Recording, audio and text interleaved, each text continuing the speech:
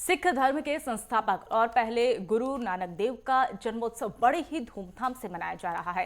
इस खास दिन सीएम योगी आदित्यनाथ समेत कई राज्यों के मुख्यमंत्री गुरुद्वारे पहुंचे, जहां मुख्यमंत्रियों ने माथा टेका और गुरु नानक देव को श्रद्धांजलि अर्पित की। और इस दौरान सीएम योगी ने लोगों को संबोधित भी किया।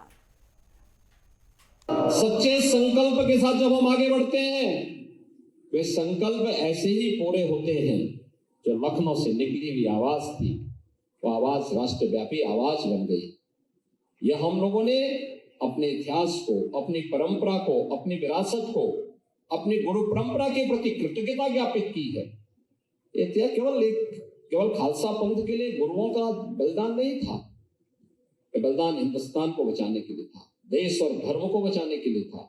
उस कालखंड में जब बड़े बड़े राजे महाराजे और मुगल सत्ताओं के सामने झुक करके अधीनता स्वीकार कर रहे थे, तब सिख गुरु अपने दम पर, अपने बल पर देश और धर्म की रक्षा कर रहे थे।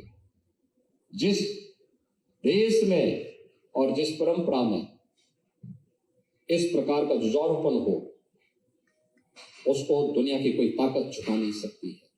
और आज के इस अवसर पर गुरु नानक देव जी का एक प्रकाश पर्व, जो 554वां प्रकाश पर्व है, ये हम सब के लिए एक नई प्रेरणा है, एक नया प्रकाश है। खालसा चौक ये केवल खालसा एक पंथ नहीं, देश और धर्म की रक्षा करने के लिए गुरु कृपा से निकला हुआ एक ऐसा तेज है, प्रकाश पुंज है, जिसने विपरीत परिस्थितियों में विदेशी ताकतों को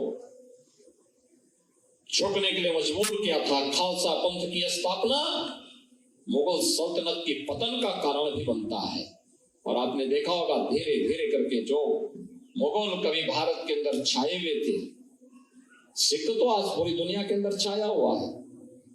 जहां कहीं देखो आपको सिख मिल जाएंगे, लेकिन वो मुगल सत्ता कहां चली गई कोई पूछता भी नहीं है, क्योंकि यह सच का रास्ता था, धर्म का रास्ता था। और गोविंद सिंह जी महाराज ने, उनके चार साहबजादों ने, क्या उम्र थी? ये उम्र जो खेलने की होती है, उस उम्र में सरहिंद के लिए, देश और धर्म के लिए उस समय में तो औरंगजेब उनको झुकाने का प्रयास कर रहा था। एक बार केवल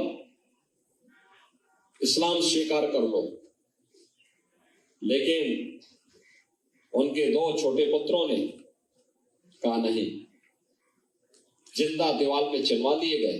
हम सब के सामने मक्का की वो घटना भी सामने आती है, जब वे जाते हैं वहां के पवित्र मस्जिद में, जब वह आराम कर रहे होते हैं और वहां का मौलवी इस बारे में कहता है कि आपने पैर उधर क्यों कर रखे हैं, जहां मदीना की ओर क्यों कर रखे हैं?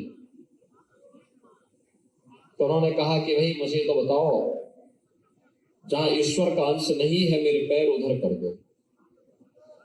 देखा कि जहां गुरु नानक देव जी के पैर वहां करता है, उधर ही उनको मदीना दिखाई देता है।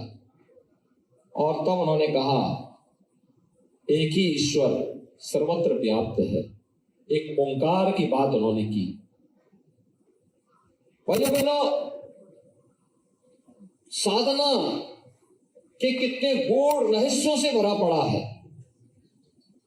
ये सिख पंथ किसी से छुपा हुआ नहीं है। गुरु नानक देव जी ने उस परंपरा को जिस मजबूती के साथ आगे बढ़ाया, वह साधना से भक्ति की प्रकाष्ठा को पार करते हुए, आगे बढ़ते हुए, व्यापक धर्म जागरण के कार्यक्रम के साथ जुड़ते हुए आने वाले समय में देश और धर्म की रक्षा करने के लिए जिस रूप में कार्यक्रम आगे बढ़े, यह गुरु तेग बहादुर जी और गुरु गोविंद सिंह जी महाराज और उनके 4 साहबजादों के बलिदान के साथ साथ हजारों सिखों के देश और धर्म के लिए बलिदान की कथा देश के लिए एक नई शक्ति देती है, एक नई प्रेरणा प्रदान करती है।